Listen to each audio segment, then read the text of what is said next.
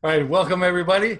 Today we have a guest that was born in communist Poland. Then he moved back to the US in the 90s.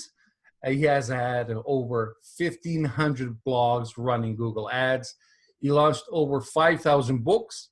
Yes, 5,000 books. And he did a documentary, and he was also number one hip hop artist in Poland. And he had four other songs on the top charts. Ladies and gentlemen, with us today, Tom Libelt. How are you, Tom? I'm doing good, Quinn. Yeah, man, Tom, I like that intro. Yeah, you're well, like running through my life again. you know what? Yeah, you like the intro, and I guess I love it. Just we'll get into this in a bit. 5,000 books. Before we get into that, did I pronounce your last name right? Libelt, but you went super close. So Okay, no offense. Libelt. Yeah, I knew the Tom part, right? yeah. Nah, All you're right, close, man. Tom. Before we get into this, so 5,000 books, and they were all self-published, I'm guessing. Yeah, Yeah. self-published. Yeah, over 5,000. 1,500 blogs running Google AdSense, and Yeah, man. I guess we'll touch into that in a bit. For the people that are listening that don't know, AdSense is the advertising that Google puts on people's websites or blogs, and they give you a percentage of the ad revenue from that. So I also know something else about your life, that at the age of 7, you were smuggling liquor into the country. Yeah, it wasn't completely my idea, but Yeah. yeah, I was definitely a part of it. It teaches you things about life at a young age. When you Yeah, when you have to do things like that. Yeah. it definitely does. Yeah. So you would hide in the back of the car, and if you guys got pulled over, you would just start yelling and screaming as the Yeah, so the whole plan was like between the trunk and the back seat, right? That's where the liquor was in, and I would sleep on the back seat. So if they pulled us over, I would just wake up super cranky, wake up, and and start making a riot. And even though they would still pull me out and check, that enough was enough of a distraction where sometimes they would not, because they would like hit the back seat to see if there is anything in there, Mhm. and the times I remember, they never found anything. Very good. So you were number one hip hop artist in Poland you had one song on the top number one for over a year, and four others on the top chart as well. Is that something you still do today? No, I don't do it today, but when I was doing the hip hop, I was living in New York, and in New York and Chicago, I think combined, there was about 2.5 to 3 million Polish people at the time living in these cities, right? Yeah. So we actually made the music out of New York. It went on the radios in the community, and the Polish TV and stations came out to meet with us, and they filmed a documentary on us, and they showed us back in Poland. And for about 2 months, it was like the number one watched show. They would do reruns in Poland, right? Like all my family, everyone's here, my friends from school, everyone was like, "Holy shit!" Because it was this one thing. We had this group in New York that's just killing it. You know what I mean? So it was interesting. Yeah, it was a fun experience. But yeah, we were knocking out people from the charts. It was crazy.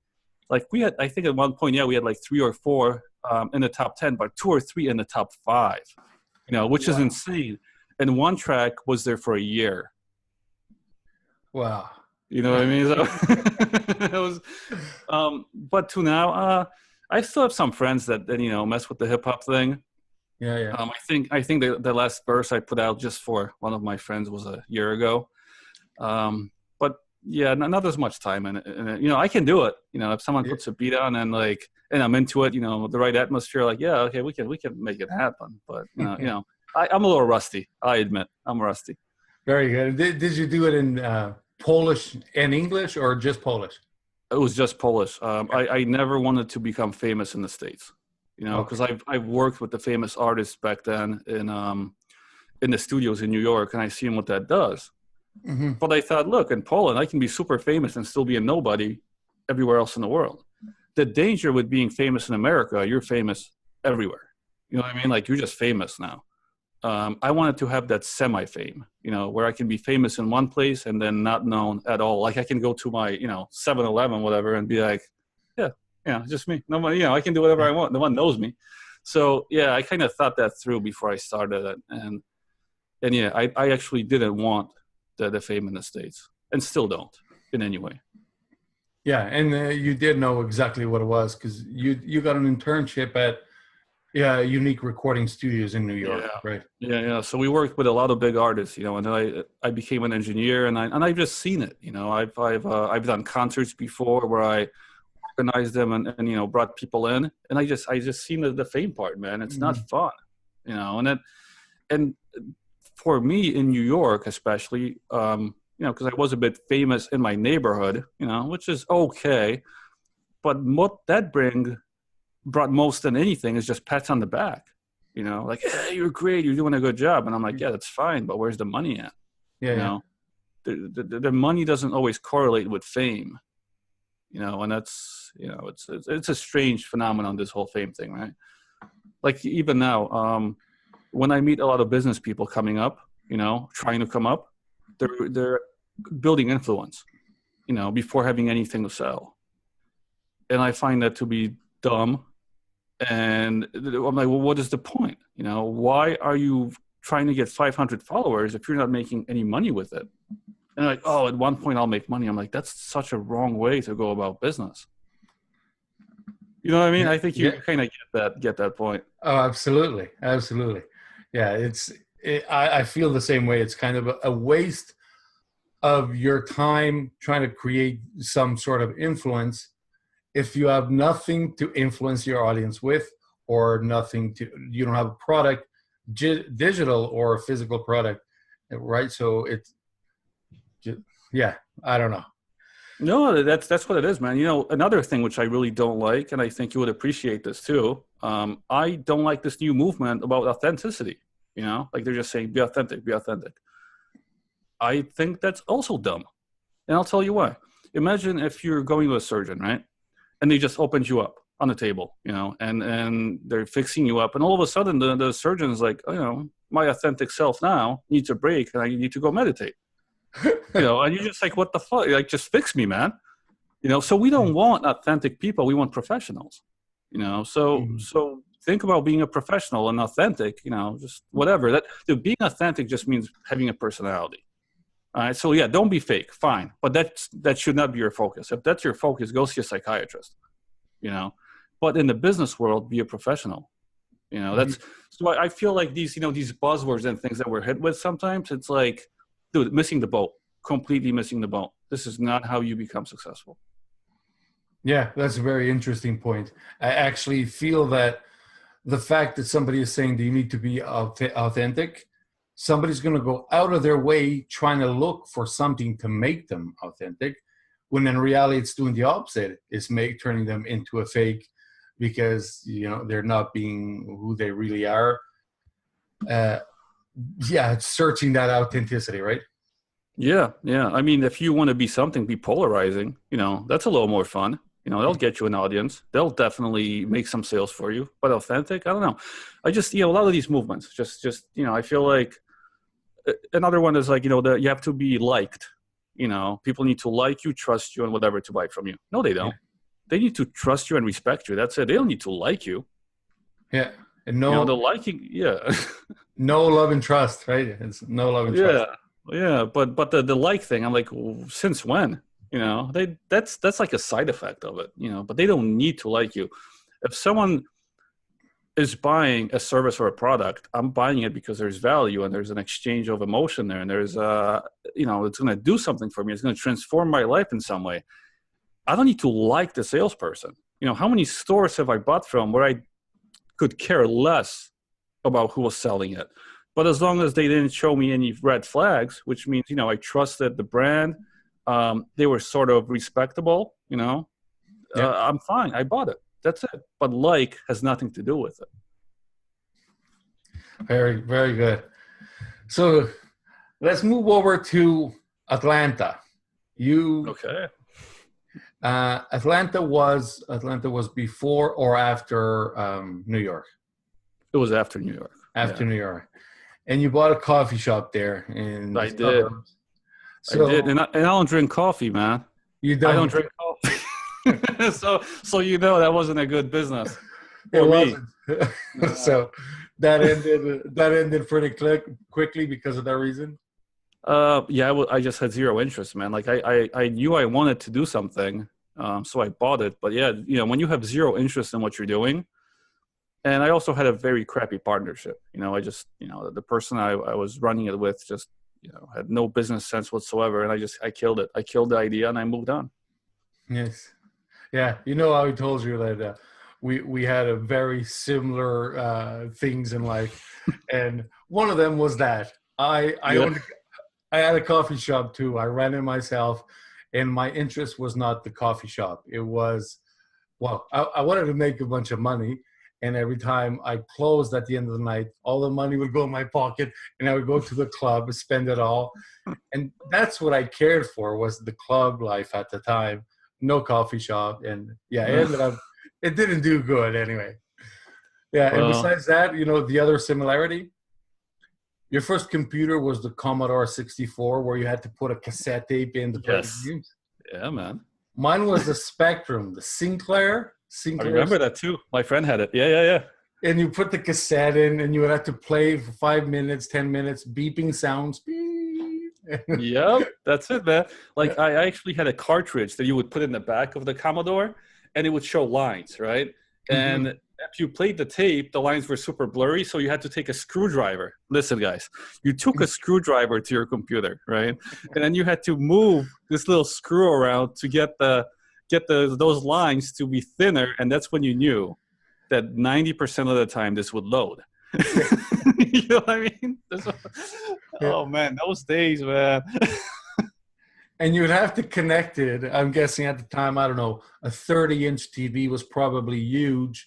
So you would have to connect that to the TV. Oh And yeah. you would enter a command, load, load, front, I don't know, something, enter, and then it would load. And sometimes at the end, it would be like, okay, loading error. Then a couple years ago, maybe more than a couple, like 8 or 9, I got an emulator, right, for the Commodore 64.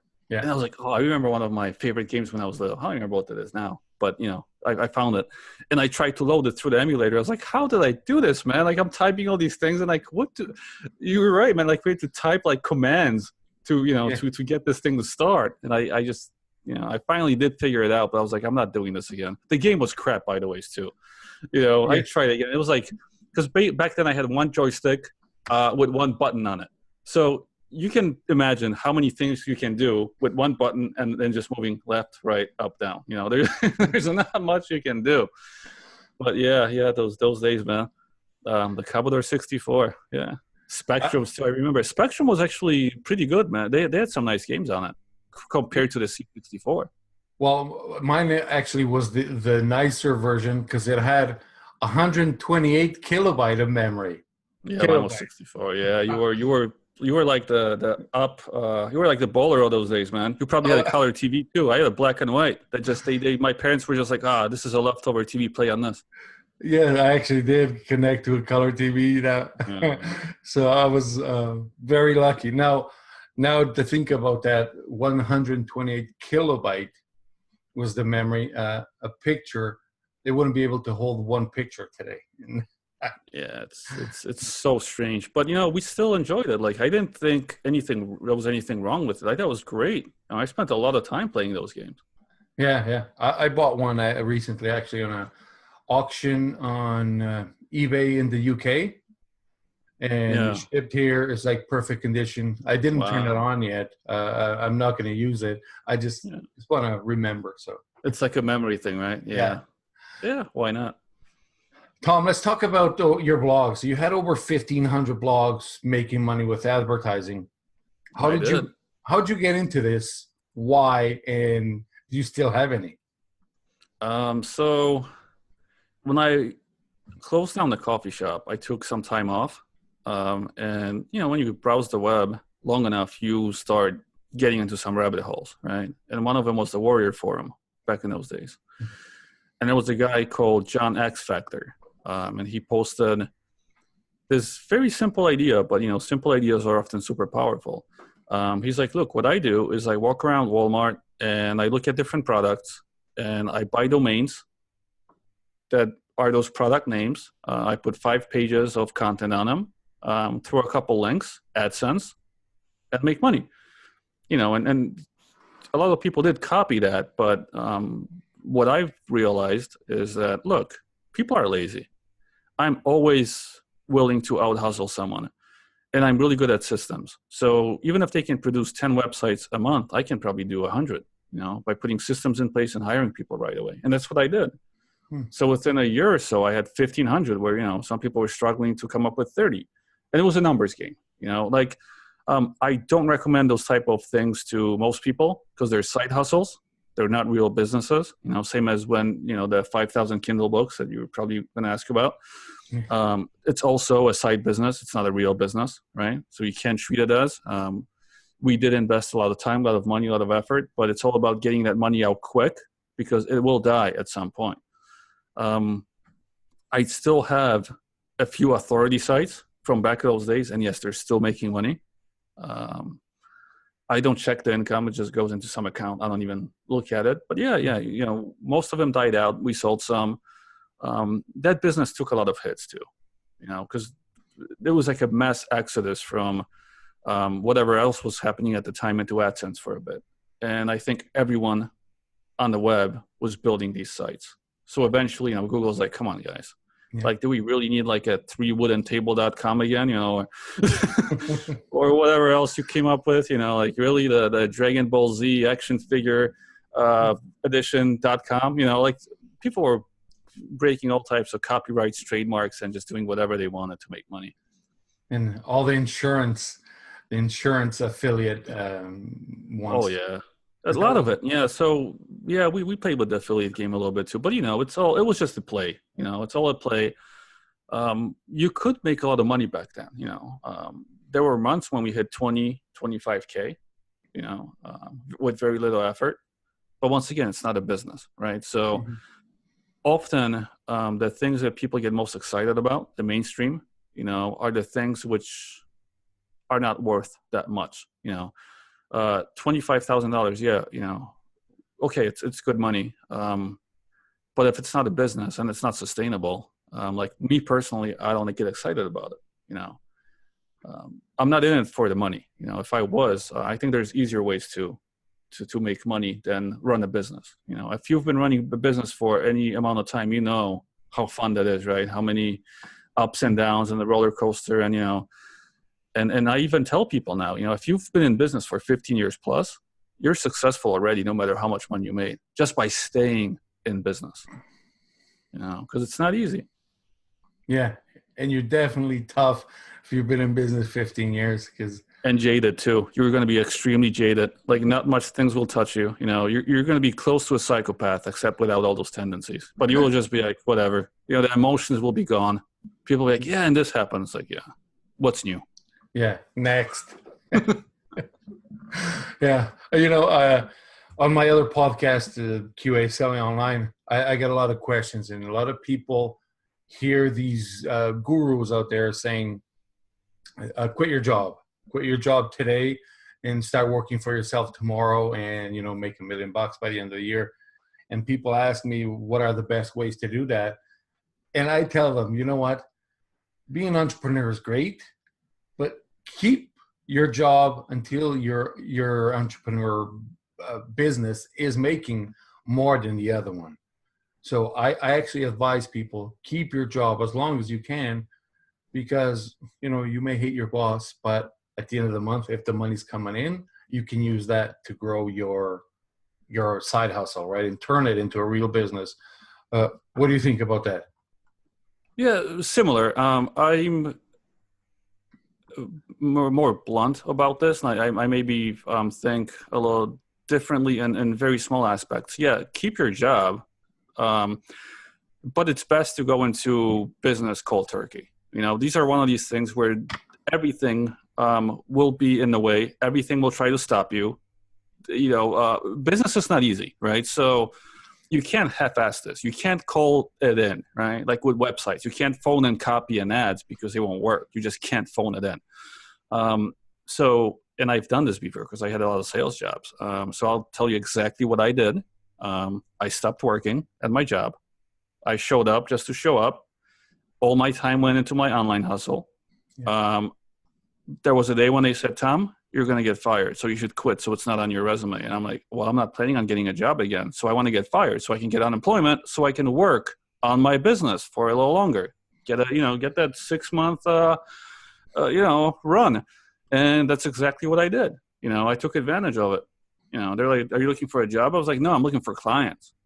I am looking for clients, So it's a similar thing, right? But I just, I guess I feel you need to be dedicated, right? And doing things half-assed doesn't really work for me. I don't, that's why I said side hustles, they're fun, but for the most part, I don't waste too much time on them. Yeah. I know exactly what you're saying because I did the same thing. And when I quit my job and just to take care of the businesses that I was already running on the side, and I figured if I run these full time, now I can make this my life. And I developed a lot of experience over the years. And I just did that. And I actually did the same option, got paid for a few months and stuff while working on it. Yeah, but you got to do what you got to do, right? After a year, though, I realized that working from home, I created my own fancy office and everything. I started losing a bit of focus, though, because I don't have to get up at 5 o'clock in the morning, right? I could get up at 9 or 10, and then I don't have to go to work right away. I'll go get my coffee and play with the kids. I got 3 now, so all the family life that I wanted, I have it now. And I had to start building processes and systems to get me to focus on what's really important. Right.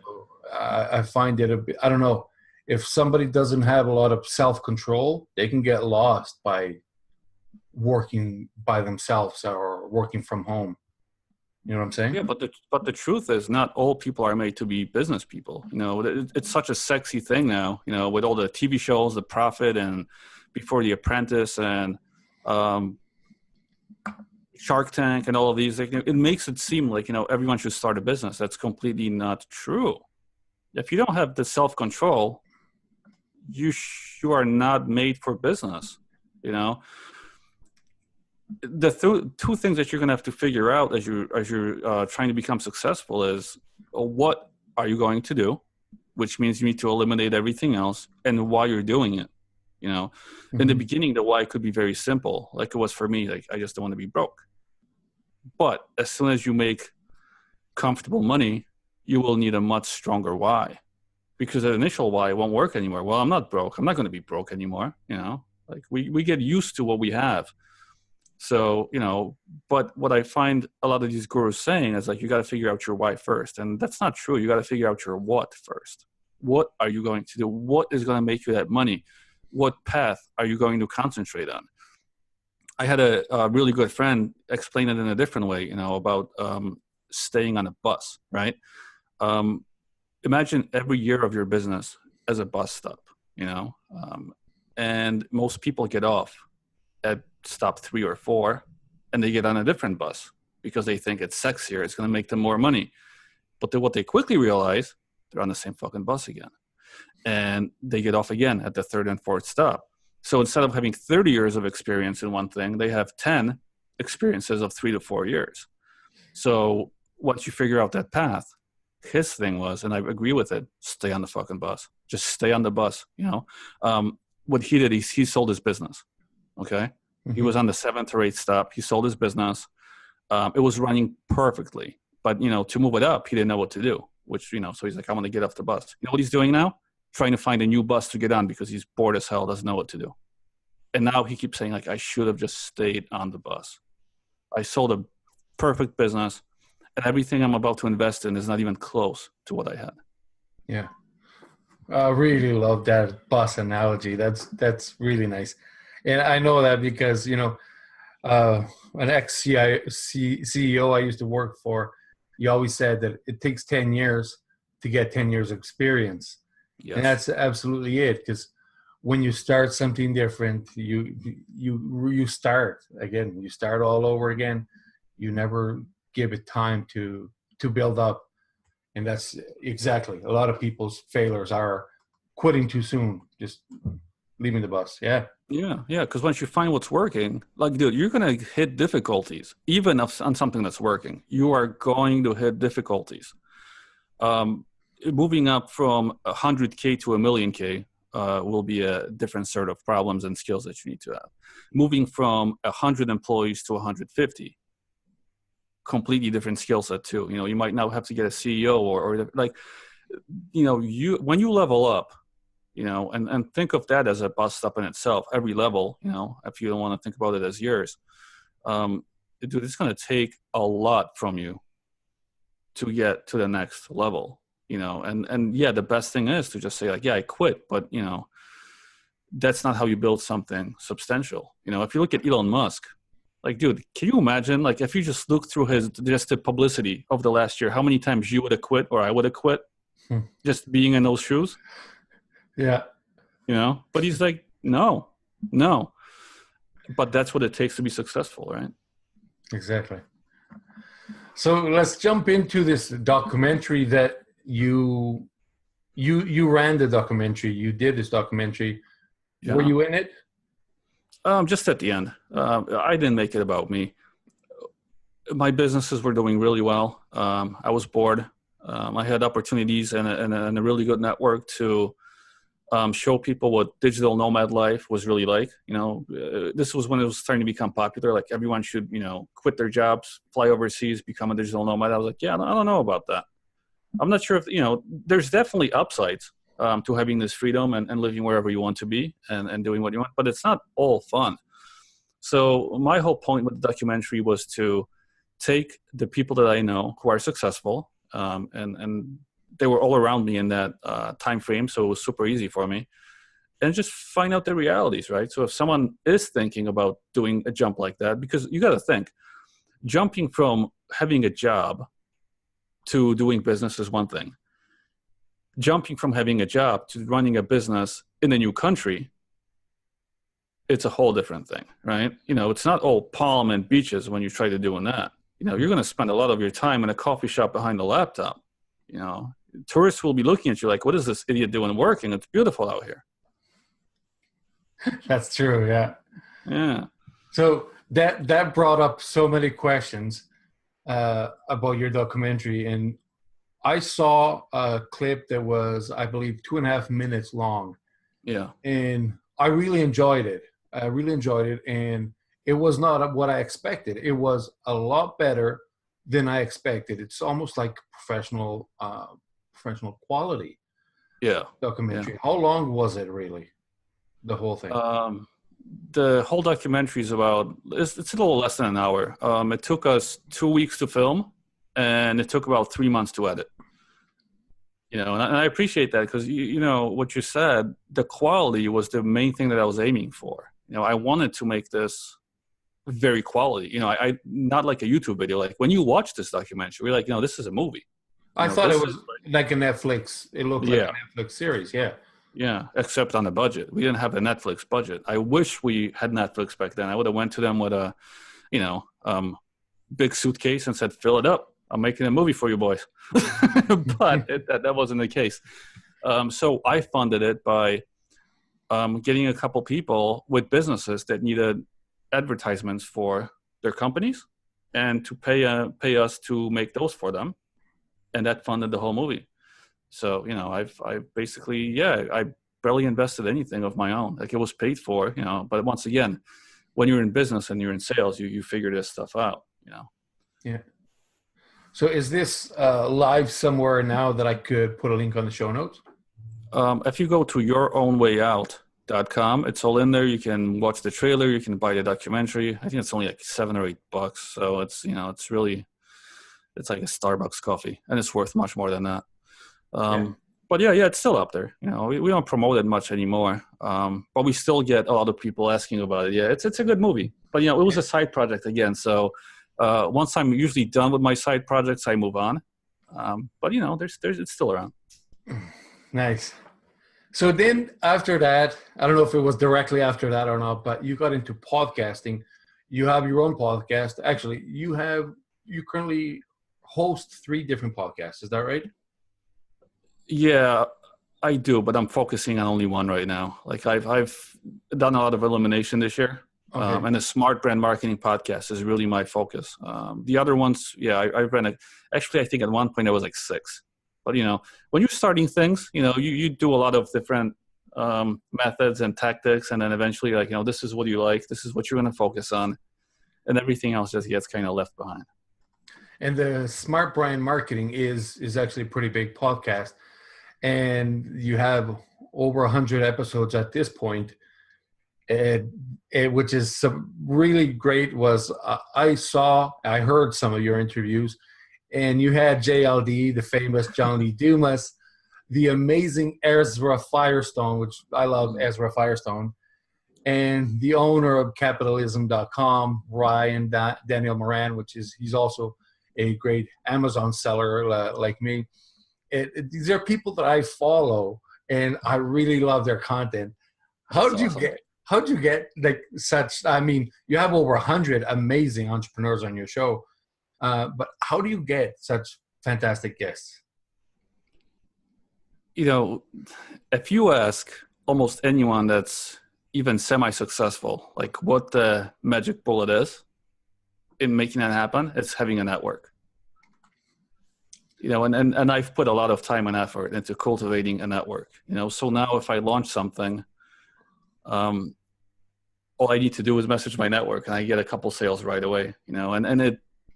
In the beginning, when I started the podcast, the point of it, and if you listen to the first 20, 30 episodes, and they still have some big people on because I've done my work before, but the point of it was to actually build my network, and then build the social proof and credibility, because if someone comes to your website and they're looking to buy something, those things we mentioned before, trust and respect, right? Yeah. If they see all these people that they're your friends and you talk with them, well, obviously there's some trust and respect there already, So you kind of hit both of those. And then as long as just your offer is good enough, and valuable, it's much easier to sell. People don't question it as much. You get, it's called pull marketing, basically, right? You pull people in with content, and then you pull them even more. They want to be in your world now. Like they want to be a part of whatever you're doing. We get so many messages on the podcast, so people just being like, dude, you just interviewed all my friends. I want to be a part of this too, which, makes the outreach so much easier because I'm like, this is funny, but yeah. So if you are going to build influence, it should be with that in mind, just getting the trust and respect. But still, I made the same mistake too with this podcast, even though I was making money in other places, so it wasn't as crucial of a mistake. I had nothing to sell in the beginning on the website. Until this year, I was selling nothing on this website. Everything was on my all other websites, and they were not connected to the podcast. And what that made is I had to prove the trust and the respectability much more. Now, it's a whole different game. I don't get as much traffic as some people, but it converts really, really well. And it's because of the way I structure the offers, the way the website leads people through, and the podcast. Like we have a business now where we market online courses, and we just did a show where I interviewed the co-founder of Thinkific, which is one of the biggest platforms. You know how much gold that did for me? Yeah. People are like, damn, you just interviewed the co-founder of Thinkific. I'm like, yeah, I know.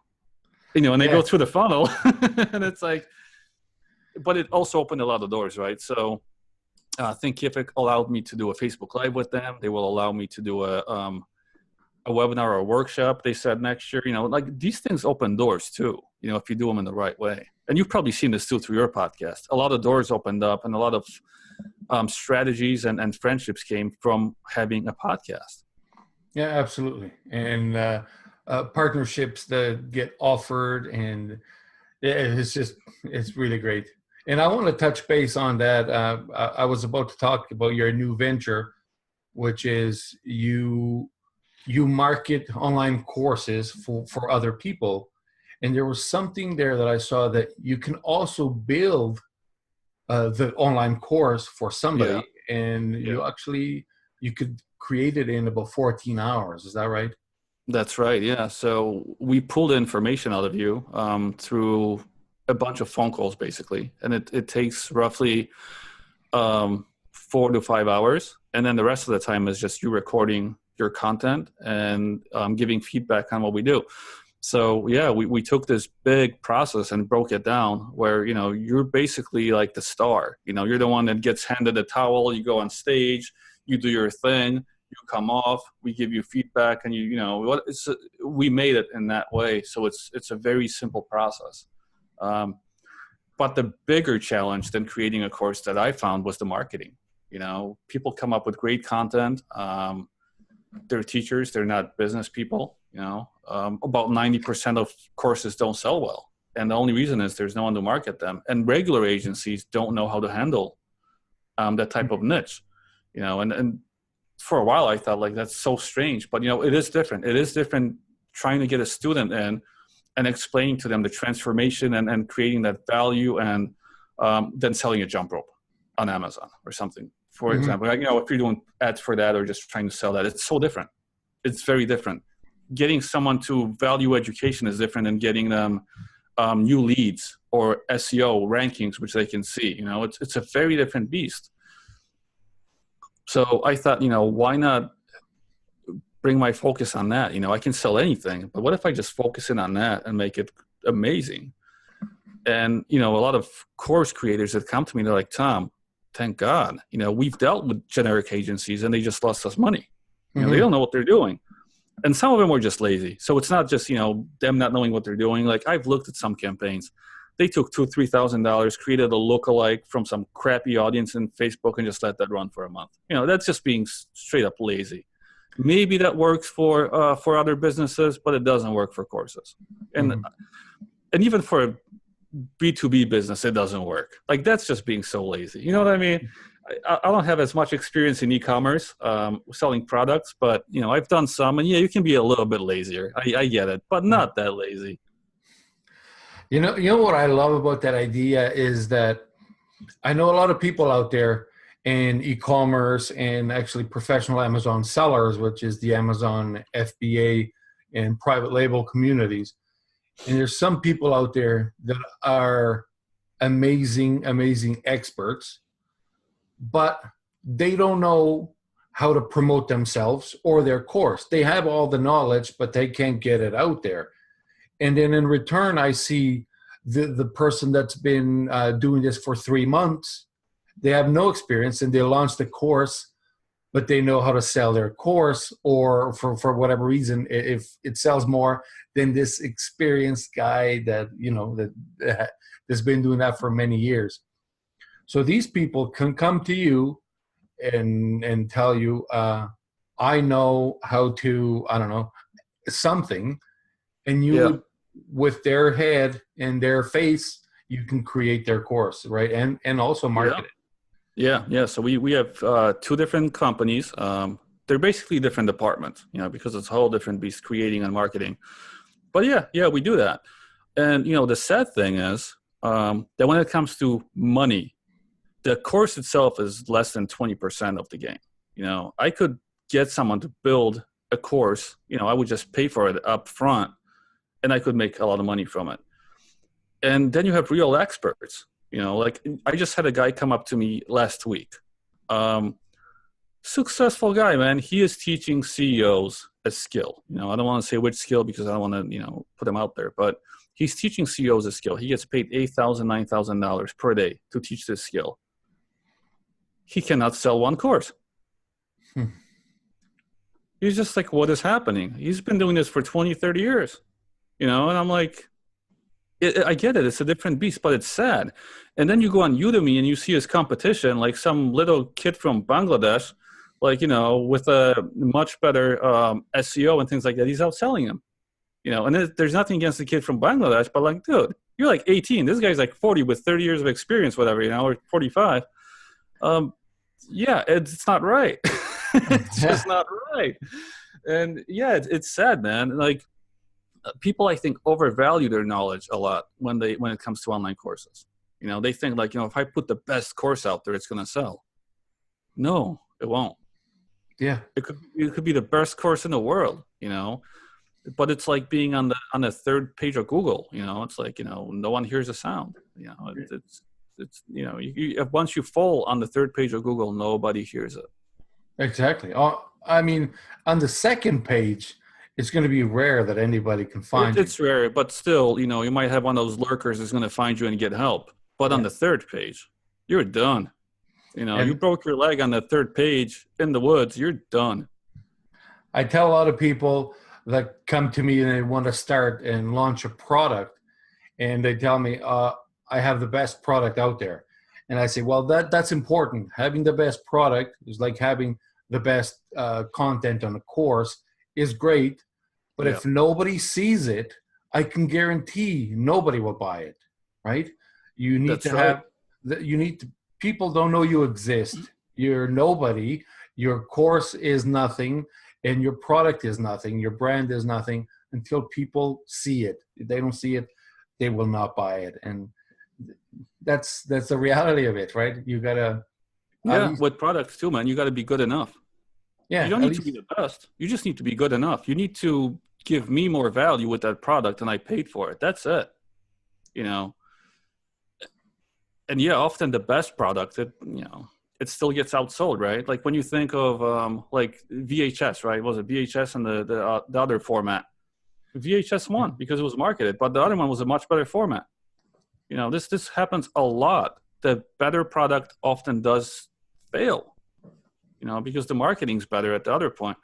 So yeah, marketing. And the thing, like, you probably see that too with the product people, because I see it with online course guys all the time. They don't come from a business experience background, right? So you probably get designers and, engineers, and I get teachers and educators, right? Or coaches, and they know zero about marketing. They know how to sell it in person, but they know zero about how to actually position this and market and advertise. And with product, same thing, man. Some guy designing the best whatever product in his garage shop for for a year or two, like, he has no clue how to wear that marketing hat, how to get the sales out, how to get the eyeballs on it. And that's normal. Sometimes it's just too many hats. Dude, I've been in this game, in the marketing game, for over 15 years now, maybe 20 now, because I had my first store when I was 16. It was a record store. And I still don't know everything. How can you expect someone else to come in out of the gate and be like, and the competition's fierce online now too. It's not like back in the days, it's fierce. Yeah. And another thing you just touched on, which I already had experience with, is there could be huge companies out there that are making great products, and their expertise is actually making that product. Yes. When it comes to sell it online, it's not as easy as having it at the Walmart shelf. No. It doesn't matter where you are. SEO, for those that don't know, is the search engine optimization. On Amazon, you need that as well, because Amazon is a search engine. And there was a company here local that they produced some health products. And I asked them if they wanted to give me distribution, and I would sell them on Amazon. And they gave me distribution for Canada. So I could sell them in Canada, and they would take care of the States, but they would also sell their own product in Canada. Fair enough. So we were both selling on Amazon, me and the manufacturer of this product. So for me to have decent margins, I had to pull mine a little bit more expensive than them, and I would outsell them 3-1. For every product they sold on Amazon, I would sell 3. I was selling at a higher price, and the only reason is it's the exact same product. It's just that I knew how to sell it, and they know how to make it, right? So it was different fields of experience. And what ended up happening was that I got the distribution for Canada, and they actually stopped selling it themselves, and they took over the States, and they do wholesale to health food businesses here, right? But on Amazon, it was just me. So Yeah, now, and that's very similar. You know, the one thing I've been giving it a lot of thought lately is this whole transfer of what you do in person as a sales guy or in a retail store or anything, and how do you move that online? Just, you know, I've been giving that a lot of thought, you know, just by seeing so many bad websites and so many, you know, bad stores, right? Like a lot of them, if you transferred what they're doing online into real life, would be insane. You know, like imagine going into Bob's warehouse, who's moving his online presence to the store now, and he's going to take the same tactics. You get into his store, and he screams, as soon as you come in, he screams, "I'm Bob, and I sell hardware goods." And you're just like, what just happened, dude? And he's like, "Do you want to go to my About page now, or do you want to get my free lead magnet?" And you're just like, well, I just want to look around. Yeah, give me your phone and your email. Yeah, give me your phone and email. And I'm like, but you don't even know what I said your phone and your email. And then you hit them with a exit pop-up, you know, as they try to leave the store, like bam, you know, people would not buy anything from you, you know, but that's what most stores look like online. And most influencers, you know, they do the same thing. They just scream like, "This is what I do." And I'm like, dude, nobody cares. If someone comes into your store, they're looking like, is there anything here that I might want? You know, but yet everyone's screaming like, "This is who I am. This is what I do." And you're just like, what the hell, man? I think this guy's on drugs. Like, I'm going to step out for a minute. But yeah, so I've been giving that a lot of thought, you know, this whole transfer, because there's a big disconnect. And you see this too, you know, it's just hard to explain sometimes, you know, when we try to break it down. But I think it's important, if you're actually doing anything in real life on the phone and you're trying to sell it online, you know, to make it as similar of a process as you would in person, because it's the same thing in a way, you know? Yeah. And Tom, about the courses, since I have you here, and I have the chance to talk to the expert, how about pre-selling a course? What are your thoughts of that? Before the course is finished, you start the course. Should I finish it right away or start selling it before it's even done? I think, you know, the best way that we tell people to do, if we get the chance, you know, they haven't created the course yet, is like, you know, create the idea first. Create what the transformation is going to be like. So what does the person look like before the course? How do they look after the course? What happened in between? What did they gain? What is that going to give them? Create this path. This is what you're selling to the customer, right? This transformation, but you need to put value on top of it, you know? And it's got to be something that they want to do. You know, if you start screaming at people at McDonald's, you know, I got a new course and I will make you thin in 7 days, like 90% of them will be like, I don't want to be thin. I don't want my chicken nuggets. You know, so going into this with this idea that, you know, sell what people need is wrong. You know, they need to want it, right? So for you, a lot of people do want to get on Amazon and be successful, right?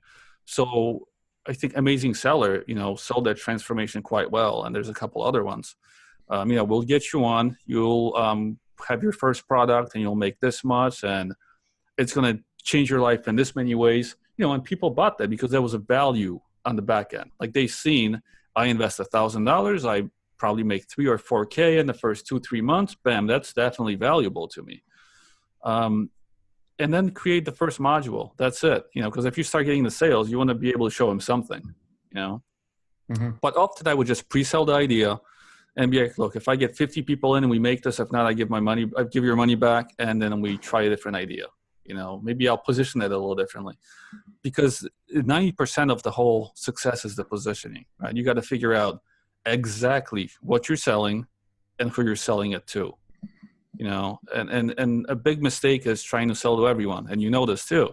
Yeah. You know, I'm going to sell to everyone.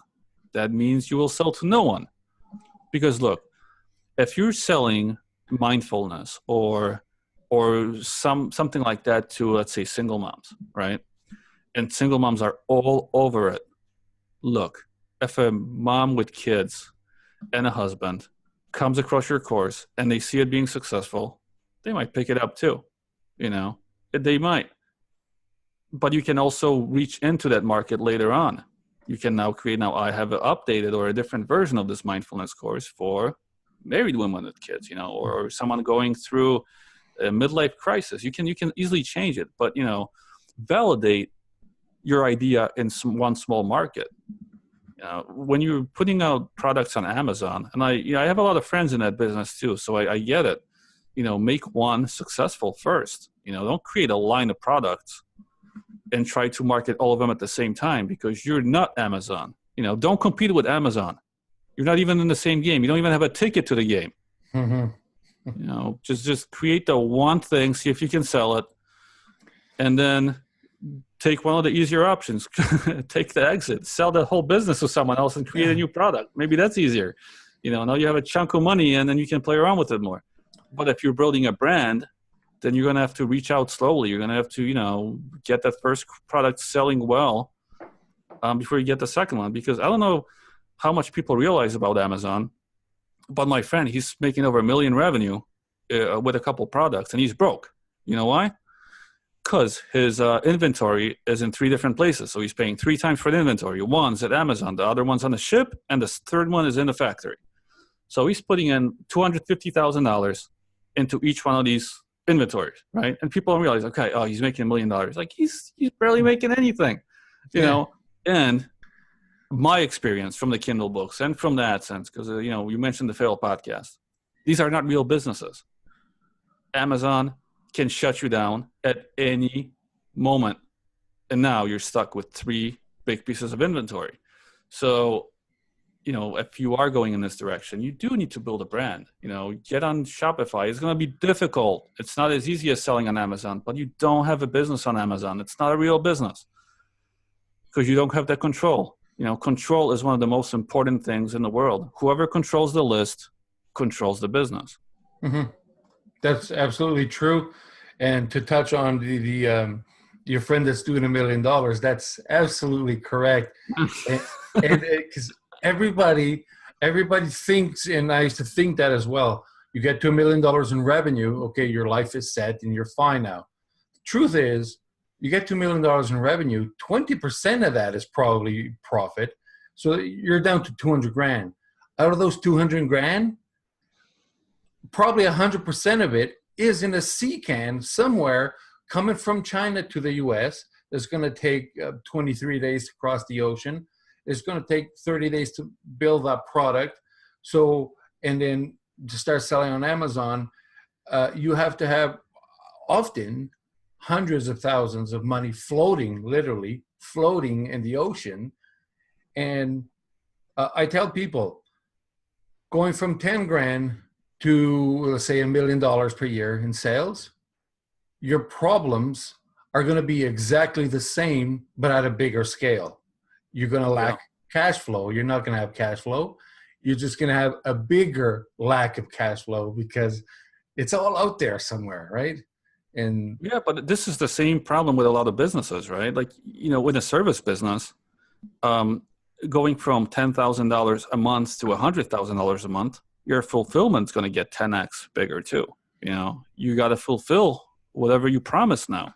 That brings a lot of challenges too. Trust me, you're not going to sleep any better. Mm-hmm. The guy with $800,000 in Amazon's control and then in China and on the boat, he sleeps way worse now than he did back when he only had 10K, because now this is he's worked his way up to, so, but that's business, right? This is what I'm saying. It's not easy. Things are difficult, and having control is huge for me. That's why I do like the online course thing. If you do it right, you can have the control, you can have almost zero fulfillment, you can have maybe recurring revenue, if you pull it off, or just a high-end ticket item at the back end. I find like it's the closest you can get to a perfect business. But once again, the marketing, every business is going to come with challenges, but I with the Kindle books, I lack control. with the Google AdSense, remember, we did that too. We lacked control, man. Google did whatever they wanted. They can hit us from both ends. Oh, now we're not going to pay you enough. Now we're going to suspend your account. Now we're going to change your rankings. Now we're going to block some advertisers. I'm like, how many things can you hit me with? Yeah.